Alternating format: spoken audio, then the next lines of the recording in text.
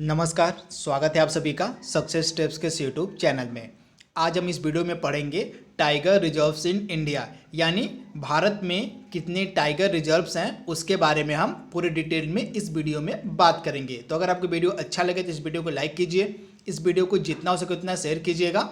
इसके साथ अगर आप हमारे चैनल में पहली बार आ रहे हैं तो हमारे चैनल को सब्सक्राइब भी जरूर कर लीजिएगा। तो चलिए वीडियो को स्टार्ट करते हैं और पढ़ लेते हैं भारत में टाइगर रिजर्व्स के बारे में। तो चलिए वीडियो को शुरू करते हैं। सबसे पहले एक चीज़ आपको याद रखनी पड़ेगी, टाइगर रेंज कंट्रीज कौन कौन सी हैं, क्योंकि ये जो टाइगर रेंज कंट्री हैं यहीं पे टाइगर पाए जाते हैं। तो ये आपके लिए इम्पॉर्टेंट है कि जो टाइगर रेंज कंट्री हैं आपको पता होने चाहिए। तो टोटल जो टाइगर रेंज कंट्री हैं वो 13 हैं। सबसे पहले तो ये आपको पता होना चाहिए कि टोटल टाइगर रेंज जो कंट्री कितने हैं। तो टोटल जो टाइगर रेंज कंट्री हैं ये 13 हैं। तथा एक चीज़ और आप नोट डाउन कर लीजिएगा, ये जो 13 टाइगर रेंज कंट्री हैं ये 13 जो हैं एशिया महाद्वीप के हैं। कहाँ के? तो एशिया महाद्वीप के ये 13 देश हैं जहाँ पे टाइगर मिलते हैं। तो इसे आप नोट डाउन कर लीजिएगा। टोटल जो 13 टाइगर रेंज कंट्री हैं यहीं पे टाइगर पाए जाते हैं, तथा ये जो 13 टाइगर रेंज कंट्री हैं ये सभी एशिया महाद्वीप के देश हैं। तो इसे आप नोट डाउन कर लीजिएगा। तथा इन 13 टाइगर रेंज कंट्री में कौन कौन से देश हैं?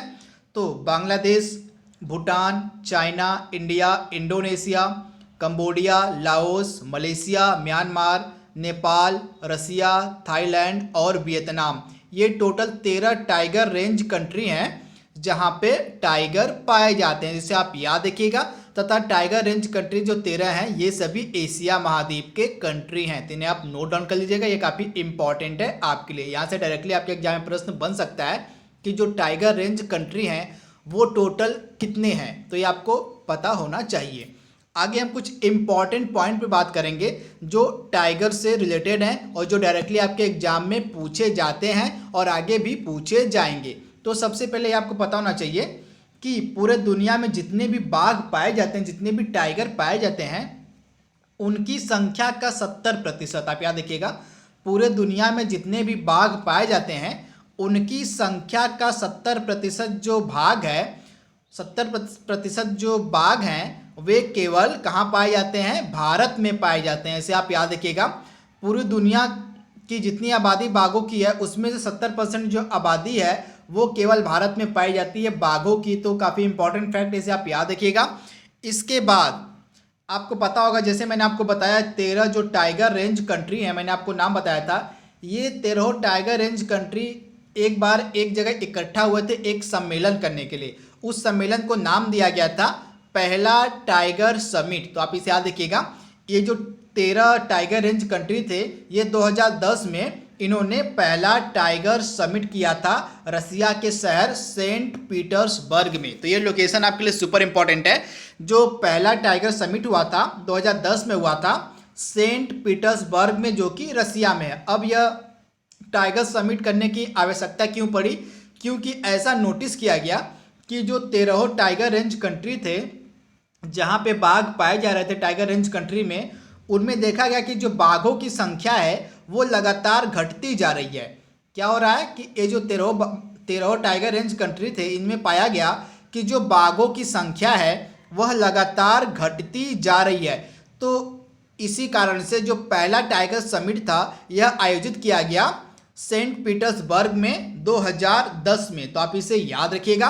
पहला टाइगर समिट कहाँ आयोजित किया गया था? तो रसिया के शहर सेंट पीटर्सबर्ग में 2010 में। तथा इस टाइगर समिट में यह निर्णय लिया गया कि अब दोबारा, यानी जो दूसरी टाइगर समिट होगी वो 2022 में होगी, तब तक जितने भी 13 टाइगर रेंज कंट्री हैं उनको अपने देश में बाघों की संख्या को 2022 तक दुगुना करना पड़ेगा। तो यह निर्णय लिया गया 2010 में जो पहला टाइगर समिट हुआ था उसमें यह निर्णय लिया गया कि जितने भी 13 टाइगर रेंज कंट्री हैं उन्हें 2022 तक अपने यहाँ बाघों की संख्या को दुगुना करना पड़ेगा। तो यह डिसीजन लिया गया था 2010 के पहले टाइगर समिट में। तो यहाँ पे आप देख रहे हैं इस समिट में निर्णय लिया गया कि 2022 तक जब दोबारा यह टाइगर समिट होगी उस समय तक सभी देश जो कि टाइगर रेंज कंट्री हैं उनको अपनी बाघों की संख्या को दुगुना करना पड़ेगा, यानी T into two. T into two का मतलब क्या हुआ? टाइगर इंटू टू मतलब बाघों की संख्या को दुगुना करना पड़ेगा। तो ये भी आप याद रखिएगा, टी इंटू टू का संबंध किससे है, तो बाघों की संख्या को दुगुना करने से। ये भी आपके एग्जाम में पूछा जा सकता है कि जो टी इंटू टू है इसका संबंध निम्नलिखित में से किससे है। तो इसको पता होना चाहिए आपको कि बाघों की संख्या को दुगुना करने से संबंधित है टी इंटू टू। तो इतनी चीजें आपको याद रखनी पड़ेगी। अब 2022 तक यह कहा गया था कि सभी जो टाइगर रेंज कंट्री हैं उन्हें अपनी बाघों की संख्या को दुगनी करनी पड़ेगी 2022 तक, परंतु कुछ ऐसे भी देश थे जिन्होंने इस डेडलाइन से पहले ही अपने देश में बाघों की संख्या को उन्होंने दुगना कर लिया था। तो पहला देश बना था नेपाल। आप इसे याद देखिएगा, जो नेपाल था यह पहला देश बना था जिसने अपने यहाँ बाघों की संख्या को दुगना किया। इसने 2018 में ही जो है 4 साल पहले यानी कि 2018 में अपने यहाँ बाघों की संख्या को नेपाल ने दुगना कर लिया था। तो आप इसे याद रखिएगा, नेपाल पहला देश बना था जिसने अपने यहाँ बाघों की संख्या को दुगना किया था। उसके बाद हमारा प्यारा देश भारत दूसरा देश बना था जिसने अपने यहाँ बाघों की संख्या को दुगना किया। तो हमारे देश में जो बाघों की संख्या वह दुगनी कब हुई थी, तो 2019 में। तो दोनों देश आपके लिए इंपॉर्टेंट है। अगर आपसे पूछा जाए कि बाघों की संख्या को दुगना करने वाला विश्व का पहला देश कौन सा है, तो नेपाल हो जाएगा। और उसके बाद बाघों की संख्या को दुगना करने वाला दूसरा देश बना था भारत 2019 में। इसने बाघों की संख्या को दुगना कर लिया था। तो आप इसे याद रखिएगा। तथा एक चीज और आप नोट डाउन कीजिएगा, हमारे देश में जो है ऑल इंडिया टाइगर एस्टिमेशन किया जाता है केंद्र सरकार के द्वारा। आप इसे याद रखिएगा, हमारे देश में जो है ऑल इंडिया टाइगर एस्टिमेशन किया जाता है प्रत्येक 4 वर्ष के गैप पे, यानी कि प्रत्येक 4 वर्ष के अंतराल पे जो हमारी केंद्र सरकार है वह बाघों की संख्या को गिनती है। तो इसे आप याद रखिएगा। तथा जो पहला टाइगर एस्टिमेशन था यह 2006 में किया गया था। कब किया गया था, तो बाघों की जो पहली बार गणना है, जो टाइगर एस्टिमेशन था केंद्र सरकार के द्वारा, वह 2006 में किया गया था। उसके बाद 4 साल के बाद 2010 में किया गया। उसके बाद 4 साल के बाद 2014 में किया गया। और पिछला जो लेटेस्ट सबसे आया है टाइगर एस्टिमेशन रिपोर्ट वो आई है 2018 की। तो यहाँ पे 2018 की जो लेटेस्ट टाइगर एस्टिमेशन रिपोर्ट आई है उसी के बारे में हम बात करेंगे। तो यहाँ पे आप देख रहे हैं भारत सरकार के द्वारा प्रत्येक 4 वर्ष के अंतराल के बाद बाघों की संख्या को गिना जाता है। तथा भारत में हर 4 साल की अवधि में अखिल भारतीय बाघ अनुमान कार्यक्रम यानी कि ऑल इंडिया टाइगर एस्टिमेशन का आयोजन किया जाता है। तथा जो पहली बार बाघों की संख्या है यह गिनी गई थी भारत सरकार के द्वारा 2006 में, मैंने आपको बताया। इसके बाद जो लेटेस्ट बाघों की संख्या की रिपोर्ट है भारत सरकार के द्वारा 2018 प्रकाशित की गई। तो यह जो 18 की all India tiger estimation report थी इसको 2019 में प्रकाशित किया गया। इसे भी आप याद रखिएगा, जो 2018 की all India tiger estimation report थी उसको 2019 में क्या किया गया, 2019 में प्रकाशित किया गया। तथा इस 2019 की रिपोर्ट में यह बताया गया कि हमारे देश में जो बाघों की संख्या है वह अब दुगनी हो गई है। तो इसे आप याद रखिएगा, जो 2018 की all India tiger estimation report थी वह 2019 में प्रकाशित की गई। तथा इस रिपोर्ट में बताया गया 2019 में कि जो भारत है उसने अपने यहाँ बाघों की संख्या को दुगुना कर लिया है। तो इसे आप याद रखिएगा। इसके बाद एक चीज़ आप नोट डाउन कीजिएगा कि जो 2018 की जो all India tiger estimation report थी इसको 2019 में 29 जुलाई को प्रकाशित किया गया था। ये भी आपके लिए सुपर इंपॉर्टेंट है। तो 2019 में 29 जुलाई के दिन all India tiger estimation report को प्रकाशित किया गया। अब 29 जुलाई को क्यों प्रकाशित किया गया, क्योंकि प्रतिवर्ष 29 जुलाई के दिन इंटरनेशनल टाइगर डे मनाया जाता है। इसी कारण से 29 जुलाई को जो है all India tiger estimation report को प्रकाशित किया गया था। ये सुपर इंपॉर्टेंट फैक्ट है, आप इसे याद रखिएगा। तथा टोटल हमारे जो भारतीय राज्य हैं 18, इन्हीं 18 भारतीय राज्यों में जो है बाघ पाए जाते हैं। इसे भी आप याद रखिएगा, हमारे देश के टोटल 18 राज्य हैं यहीं पे बाघ मिलते हैं। तो आप इसे याद रखिएगा। अब यहाँ पे आप देख रहे हैं ये पिक्चर है 2018 की जो all India tiger estimation report आई थी उसकी। तो इस रिपोर्ट में यह बताया गया कि भारत में अब 2018 तक जो बाघों की संख्या है वह हो गई है 2967। ये डेटा आपके लिए सुपर इंपॉर्टेंट, इसे आप नोट डाउन कर लीजिएगा। बाघों में जो मतलब बाघों की जो संख्या है भारत में अब हो गई है कुल 2967 तथा यह 2018 की टाइगर रिपोर्ट के अनुसार डेटा बताया जा रहा है। इसे आप नोट डाउन कर लीजिएगा। 2967 टोटल बाघों की संख्या है। यह किस आधार पर बताया गया है? तो 2018 की रिपोर्ट के आधार पर। यहाँ पे आप देख रहे हैं, मैंने आपको बताया था बाघों की जो संख्या है भारत में पहली बार 2006 में गिनी गई थी तथा प्रत्येक 4 वर्ष के अंतराल के बाद बाघों की संख्या को गिना जाता है भारत की सरकार के द्वारा। तो जब पहली बार बाघों की संख्या को 2006 में गिना गया था तो हमारे देश में टोटल 14 से 11 बाघ थे। उसके बाद 4 साल बाद जब 2010 में गिना गया तो 1706 बाघ निकले। उसके बाद 2014 में जब तीसरा एस्टिमेशन आया तो उसमें हमारे देश में बाघों की संख्या थी 2226 और लेटेस्ट यानी कि 2018 की जब रिपोर्ट आई है इस रिपोर्ट में बाघों की संख्या को बताया गया है 2967। ये डेटा आपके लिए इंपॉर्टेंट है। 2018 का बाघों की संख्या कुल कितनी है? तो 2967।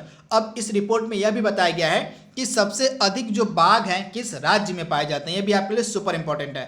तो सबसे अधिक जो बाघ है एमपी में पाए जाते हैं 526। यहाँ पे देख रहे हैं टोटल मध्य प्रदेश में बाघों की संख्या है 526 जो कि सबसे सर्वाधिक है। उसके बाद दूसरे नंबर पे है कर्नाटक।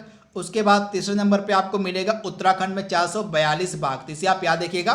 3 राज्य आपके लिए इंपॉर्टेंट है। सबसे अधिक जो बाघ है मध्य प्रदेश में पाए जाते हैं 526, उसके बाद कर्नाटक में 524 और उत्तराखंड में 442। तो पहला, दूसरा और तीसरा आपको बस याद रखना है। वहीं अगर हम यूपी की बात करें तो यूपी में टोटल 173 बाघ पाए जाते हैं। यह 2018 की रिपोर्ट के अनुसार आपको बताया जा रहा है। इसके बाद प्रोजेक्ट टाइगर क्या है इसे भी आइए जान लेते हैं।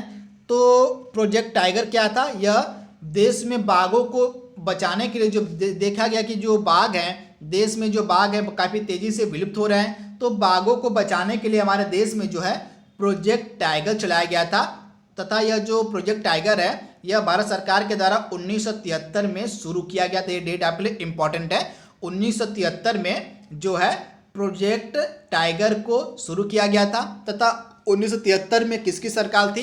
तो 1973 में कांग्रेस की सरकार थी। किसकी? कांग्रेस की सरकार थी 1973 में जब प्रोजेक्ट टाइगर को शुरू किया गया था तथा उस समय हमारी प्रधानमंत्री थी इंदिरा गांधी थी। ये भी आपके लिए इंपॉर्टेंट है। जब प्रोजेक्ट टाइगर हमारे देश में स्टार्ट किया गया था 1973 में तो उस समय हमारे देश की प्रधानमंत्री थी इंदिरा गांधी। ये भी कई बार एग्जाम में प्रश्न पूछा गया है। उसके बाद यह जो प्रोजेक्ट टाइगर है यह पर्यावरण, वन और जलवायु परिवर्तन मंत्रालय की एक केंद्र प्रायोजित योजना है। इसे भी आप याद रखिएगा।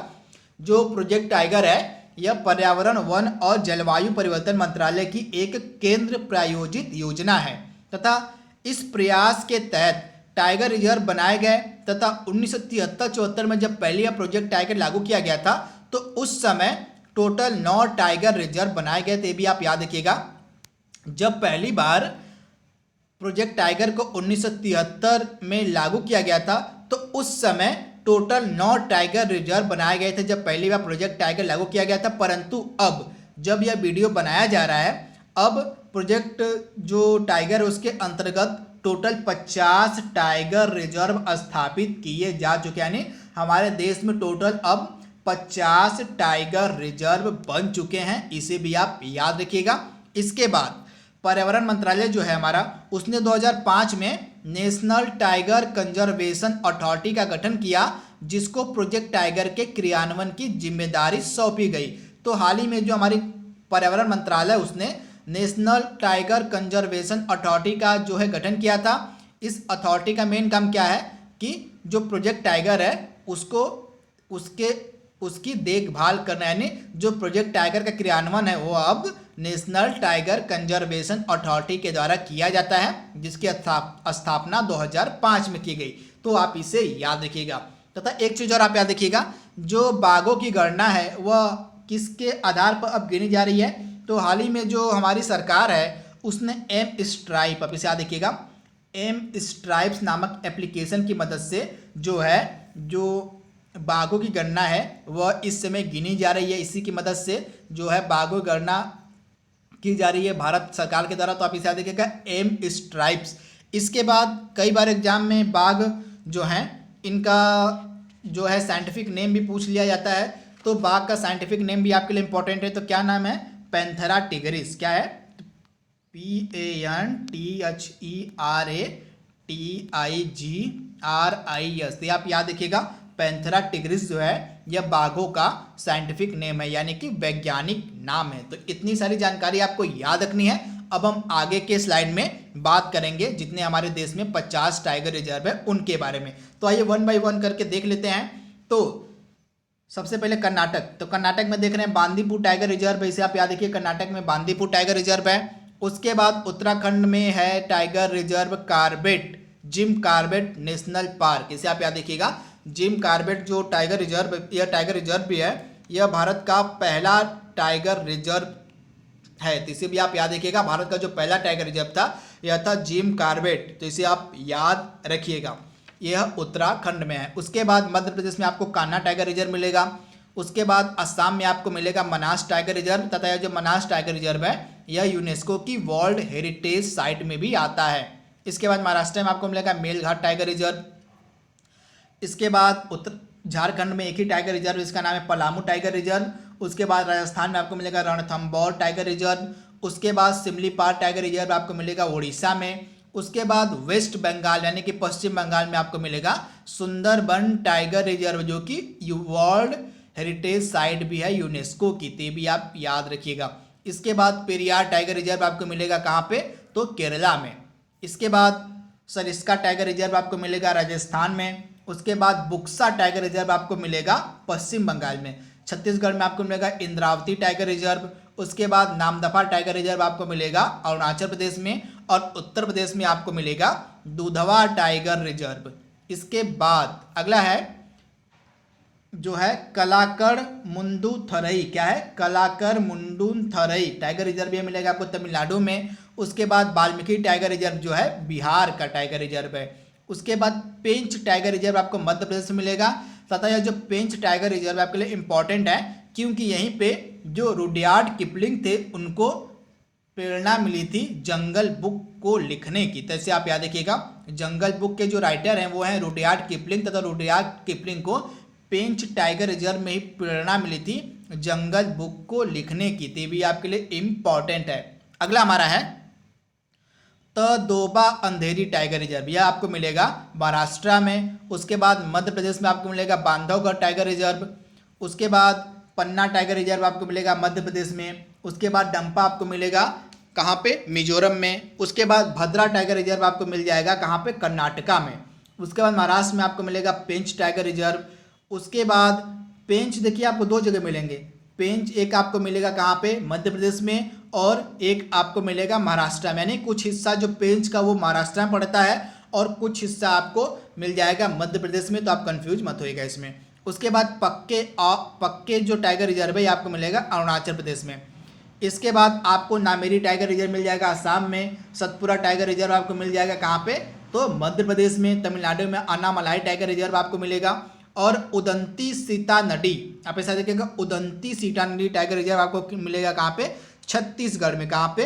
तो छत्तीसगढ़ में आपको मिलेगा उदंती सीता नदी टाइगर रिजर्व। उसके बाद अगेन उड़ीसा में आपको मिलेगा सतकोसिया टाइगर रिजर्व। उसके बाद आपको मिलेगा काजीरंगा टाइगर रिजर्व, जो कि एक नेशनल पार्क भी है, यह वर्ल्ड हेरिटेज साइट भी है यूनेस्को की। तो इसे आप याद रखिएगा। तथा यह जो काजीरंगा है यह एक सींग वाले गैंडे के लिए भी प्रसिद्ध है। किसके लिए? तो यह वन हॉर्न राइनो, जो एक सींग वाले गैंडे होते हैं, उसके लिए भी यह काजीरंगा नेशनल पार्क या काजीरंगा टाइगर रिजर्व, या नेशनल पार्क और टाइगर रिजर्व दोनों है, इसी के लिए फेमस है। तथा यह वर्ल्ड हेरिटेज साइट भी है। अगला है अचानक मार टाइगर रिजर्व आपको मिलेगा छत्तीसगढ़ में। उसके बाद दांदेली अंसी टाइगर रिजर्व आपको मिलेगा कर्नाटका में, जिसको काली भी कहते हैं। उसके बाद मध्य प्रदेश में आपको मिलेगा संजय डुबरी टाइगर रिजर्व। उसके बाद तमिलनाडु में मिलेगा आपका मुदुमलाई टाइगर रिजर्व। अगेन आपको कर्नाटक में मिलेगा Nagarhole tiger reserve, very very important. उसके बाद पराम्बीकुलम टाइगर रिजर्व आपको मिलेगा कहाँ पे? केरला में। कहाँ? केरला में आपको मिलेगा पराम्बीकुलम टाइगर रिजर्व। उसके बाद सह्याद्री टाइगर रिजर्व आपको मिलेगा महाराष्ट्र में। उसके बाद कर्नाटका में आपको मिलेगा कौन सा टाइगर रिजर्व? तो बिलगिरी रंगनाथम टेम्पल जो है यह एक टाइगर रिजर्व है कर्नाटका का। अगेन कवल टाइगर रिजर्व आपको मिलेगा तेलंगाना में। इसके बाद सत्यमंगलम टाइगर रिजर्व, यह बेस्ट टाइगर रिजर्व है कहाँ का? तमिलनाडु का। 2018 का जो सेंसस हुआ है बाघों का, 2018 की जो बाघों की रिपोर्ट आई थी, उस रिपोर्ट में यह बताया गया कि भारत का जो सबसे बेस्ट यानी कि सबसे अच्छा प्रबंधन वाला, सबसे अच्छा मैनेजमेंट वाला जो टाइगर रिजर्व है भारत का, वह है सत्यमंगलम टाइगर रिजर्व जो कि तमिलनाडु का। ये सुपर इंपॉर्टेंट आपके लिए है। उसके बाद आपको मुकुंदरा हिल्स मिलेगा राजस्थान में। उसके बाद महाराष्ट्र में आपको मिलेगी नवेगांव नागजीरा जो कि एक टाइगर रिजर्व है। उसके बाद हमारे देश का यानी भारत का सबसे बड़ा टाइगर रिजर्व आपको मिलेगा आंध्र प्रदेश में। इसका नाम है नागार्जुन श्रीशैलम टाइगर रिजर्व। इसे आप याद रखिएगा, जो नागार्जुन सागर श्रीशैलम है यह भारत का सबसे बड़ा टाइगर रिजर्व है जो कि आंध्र प्रदेश में है। इसे आप याद रखिएगा। अगला हमारा है अमराबाद टाइगर रिजर्व, आपको तेलंगाना में मिलेगा।